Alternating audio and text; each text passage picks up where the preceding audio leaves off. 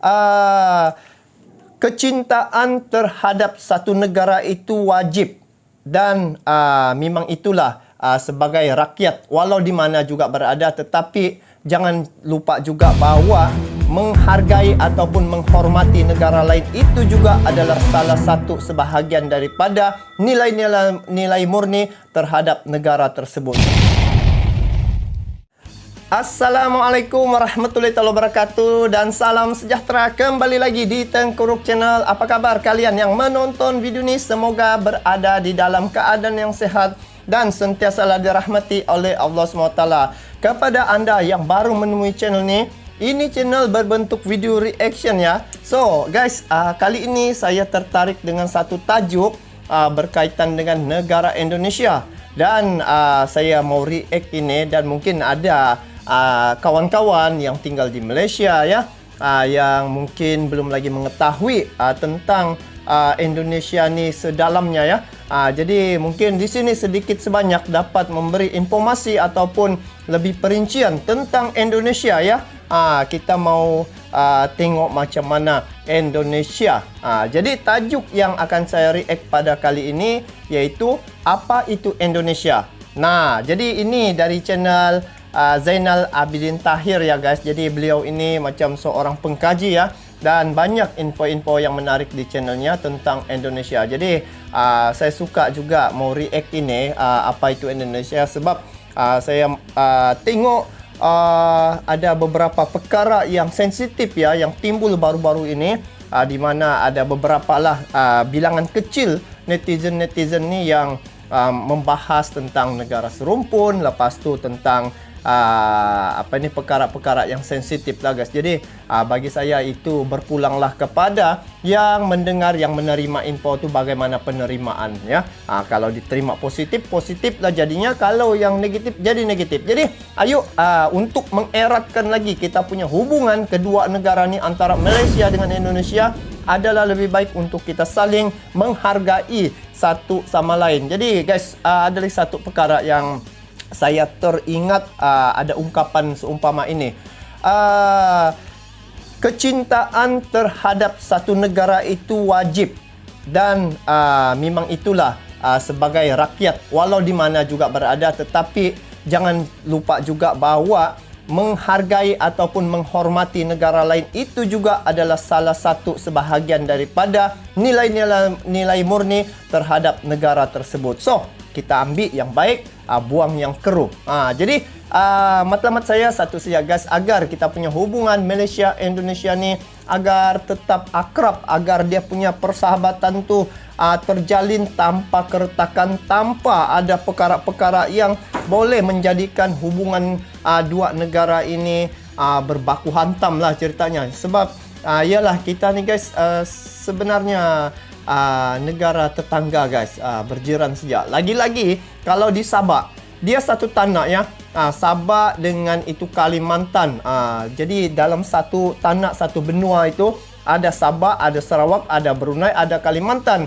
Jadi itulah namanya sudah tetangga. Jadi harus menghargai satu sama yang lain. So guys, ayo langsung saja kita semak apa itu Indonesia. Saya pun mau tengok juga, mau tahu maklumat yang lebih dalam lagi, sebab menurut pakcik ni dia banyak kajian nih guys, tentang ekonomi, tentang media, tentang kepimpinan. Jadi intinya agar kita dapat saling memahami ya antara Malaysia dengan Indonesia. Jadi yang ini moga-moga penonton-penonton daripada Malaysia juga dapat melihat ini video ni, sekurang-kurangnya kita dapat menyelami apa itu Indonesia. Jadi ayo jangan kita berlama-lama, langsung aja kita semak video ni.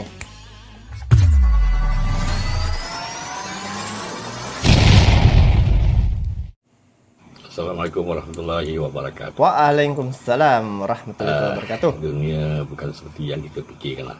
Sebenarnya dunia ini terbalik. Apa yang kita fikirkan tu adalah terbalik. Kerana ini permainan globalis. Sebenarnya permainan globalis. Kalau siapa yang faham tentang globalis ni akan faham. Tapi tak perlu diperlebarkan lah. Kerana kalau sejarah dulu ada batunya founding guys. father kita kalau orang yang lain kan mungkin sejarah akan berubah. Jika Soekarno terus memerintah, Indonesia akan masuk ke alam yang seperti Korea Utara sekarang lah. Tapi yang bagusnya Indonesia kalau isolate, dia kalau tidak berurusan dengan dunia luar, dia masih boleh hidup lah. Kerana punya pasaran yang besar antara pulau ke pulau. Itu namanya Nusantara, antara Nusa. Dari pulau-pulau yang beribu-ribu itu disatukan oleh satu sosok presiden yang dibenci oleh Barat. Oh, dibenci itu. Barat ya. Jadi tanpa Soekarno mungkin Indonesia sudah berpecah lah. Wow. Doktrin yang disampaikan oleh Soekarno membuat Indonesia itu menyatu. Dan sosok Soeharto juga menyatukan Indonesia melalui militer lah. Jadi zaman itu orang tidak berapa faham tentang apa itu geopolitik. Orang mudah apa. Geopolitik. Seandainya bukan Soekarno yang jadi presiden, Indonesia sudah tidak ada sekarang. Oh. Dan kita akan bergelut dengan masalah ya, seperti apa yang dialami oleh negara-negara Arab yang berpecah-pecah dengan berbagai-bagai ideologi. Jadi tidak akan menyatu. Negara Arab tidak akan menyatu. Kerana negara Arab tidak punya satu pemimpin yang menyatukan. Oh. Tidak seperti Indonesia. Sosok seperti Soekarno menyatukan Indonesia. Dan sosok seperti Soeharto membuat Indonesia tidak berpecah. Selepas 40 tahun, 50 tahun Indonesia eksis, Indonesia sudah kuat. Seperti Indonesia pernah mengalami zaman Orde Baru dan zaman reformasi ya. Oh, zaman Di reformasi situ ketika itu. apa yang disampaikan oleh presiden yang terdahulu, sama ada Soekarno atau Soeharto ya, membuat orang-orang Indonesia sadar apa yang berlaku ke Timor Leste. Ia membuat orang-orang Indonesia pun sadar yang harus bersatu untuk tidak dikuasai oleh asing. Kalau kita pergi ke West Indies atau pulau-pulau Caribbean, pulau-pulau Caribbean ni beratus-ratus, tapi penguasaannya berpecah-pecah. Dan di situ amat popular. Mana-mana resort yang dibangunkan di Caribbean untuk wisatawan asing yang didominasi oleh orang-orang kaya lah. Orang-orang yang dari negara-negara kaya yang punya kemampuan untuk pergi ke pulau-pulau Caribbean seperti Bahamas, Bermuda, Antilles, Jamaica, banyak ini pacik tahu. Trinidad and Tobago kan, banyak pulau-pulau di Caribbean tu diibaratkan sebagai tempat wisata yang cukup menarik. Tetapi kalah menariknya dengan Nusa Tenggara Timur. Pulau-pulau seperti Pulau Aru, Pulau K, Pulau Isandana, dan banyak lagi pulau. Apalagi dengan Natuna. Pulau Natuna, Pulau Anambas, di Terempa dan di Ranai ya. Itu punya potensi yang cukup kuat untuk Anambas. Para wisata. Oh, di sini ya, Pulau Tapi, Anambas. Yang sebenarnya Natuna dengan Anambas ni adalah kabupaten yang terkaya di Kepulauan Riau. Oh. Malah di Indonesia sekalipun. Wih. Dia pulau yang terkaya ya. Kedua kabupaten ini cukup kaya. Maka orang-orang daripada Pulau Natuna dan Anambas tidak ke mana-mana. Orang dia tetap tinggal di pulau yang cukup kaya. Oh. Kalau ingin tahu keadaannya di Anambas dan Natuna, ada vlogger yang mempertengahkannya. Malah vlogger ni tidak pernah pun ke pulau tu, walaupun dia orang daripada Kepulauan Riau, orang daripada Tanjung Pinang. Apresiasi dari Kepri. Kalau boleh nonton lah, kita boleh tengok kekayaan negeri-negeri Melayu di Indonesia ni. Kenapa saya bilang negeri-negeri Melayu semua kepulauan itu adalah penduduknya majoriti orang Melayu. Kabupaten yang paling kaya adalah Kabupaten Anambas. Dan kedua adalah Natuna. Ada video yang menunjukkan keadaan di pulau Anambas ni lah. Dan juga pulau Natuna. Kaya Jadi, sebenarnya. Banyak di situ buat sumber kekayaan saya Indonesia ni. tahulah keadaan di Natuna dan Anambas di mana orangnya makmur. Kerana dia terletak di tengah-tengah antara Sabah, Sarawak dan Semenanjung. Dia di tengah-tengahnya. Dan dia menguasai gas alam dan juga kekayaan marin dari hasil laut. Banyak ikan ikan. Itu jadi, yang selalu nelayan-nelayan China pergi itu masukkan. Kebutuhan Indonesia seperti Soekarno dan Soeharto.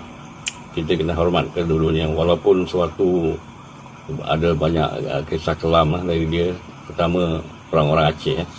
Tapi itulah, untuk menyatukan satu bangsa yang besar pasti ada perkara yang tidak disenangi. Tapi lupakanlah semua sejarah itu dan terus bersatu dan ke depan, kerana kesatuan Indonesia tu dia akan mempengaruhi Asia Tenggara. Sebab dengan kuasa ekonomi yang 40% dari ASEAN, contohnya Indonesia akan meruntuhnya ekonomi ASEAN. Tentang ekonomi. Maka sebab itulah Indonesia masuk ke G20. G20 betul. G20. Sebenarnya saya suka cari informasi pada orang yang tidak menyebelahi mana-mana pihak. Salah satu vlogger Malaysia yang pernah tinggal dan belajar di Gajah Mada, Yogyakarta, itu Ivy Pan. Saya suka ikut blognya, tapi kenapa jarang saya ikuti, kerana saya punya pengetahuan tentang Indonesia banyak. Jadi apa yang disampaikan memanglah betul. Memang betul. Jadi saya tidak berapa ikut lah. Yang saya ikut adalah orang-orang yang mengembara merantau di seluruh Indonesia dan membawa cerita. Dan sekarang ini ada seorang asal Denmark, Christian Hansen. Christian Hansen, dia mengembara atau dia berpetualang dengan motor gede, mogi dia, yang off-road, semi off-road, mungkin BMW atau mungkin Kawasaki. Saya tidak berapa pasti merek yang digunakan. Tapi kalau nak tahu tentang apa itu Indonesia, ikutilah Christian Hansen yang blognya berbahasa Inggeris. Dan Road Trip Indonesia daripada orang Jakarta dan orang Padang, couple yang berasal dari Padang dan Jakarta. Bolehlah ditengok sini kan itu tentang Indonesia. Sikit sebanyak vlogger itulah, namanya Bang Din dengan Kak Beda. Kental nama Melayu, Bang Din dengan Kak Beda.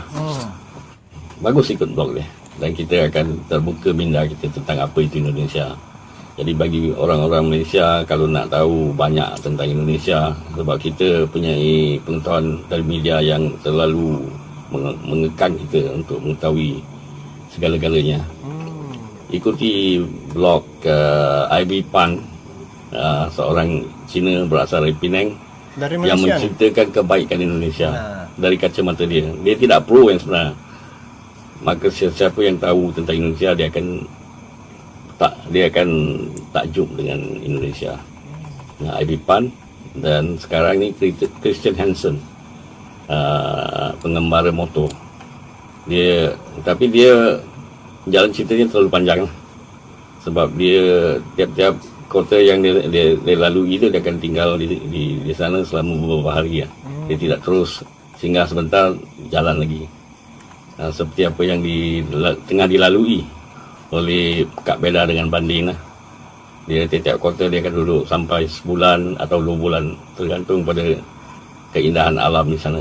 Dan daripada apa yang dia lalui, kalau cerita tentang keindahan alam di Indonesia, semua daerah punya keistimewaannya.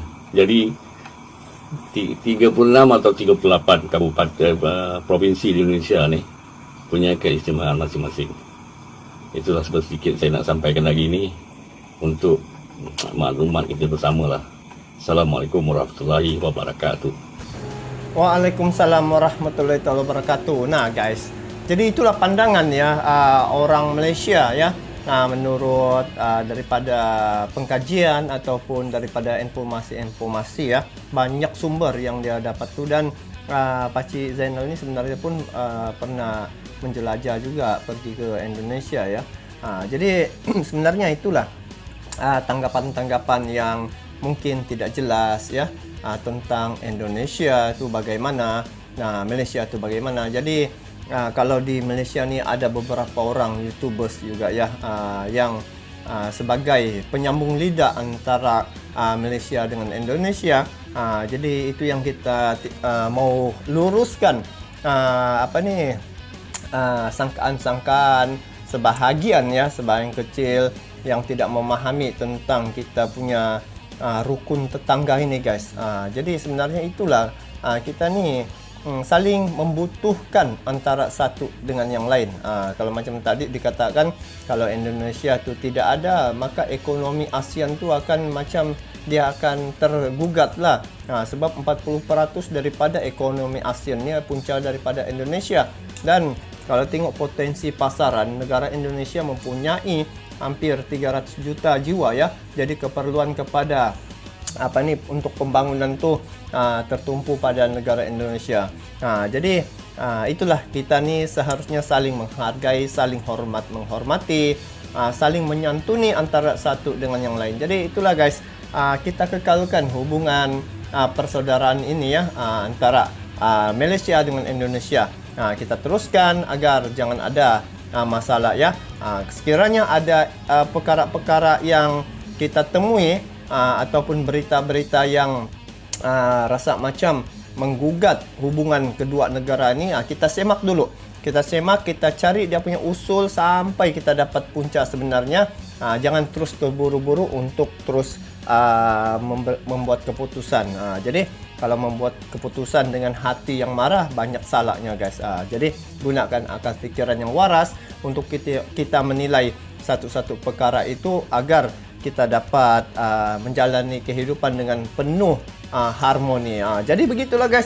Jadi itu saja untuk kali ini. Kepada kawan-kawan yang menonton video ini sama ada di Malaysia ataupun Indonesia, jadi sudah jelas ada sedikit informasi di sini tentang Indonesia. Jadi kita kekalkan persahabatan Malaysia Indonesia. So, bagaimana pula pandangan kalian terkait dengan perkara ini? Nanti kalian komen di bawah. Sampai jumpa lagi. Assalamualaikum warahmatullahi wabarakatuh.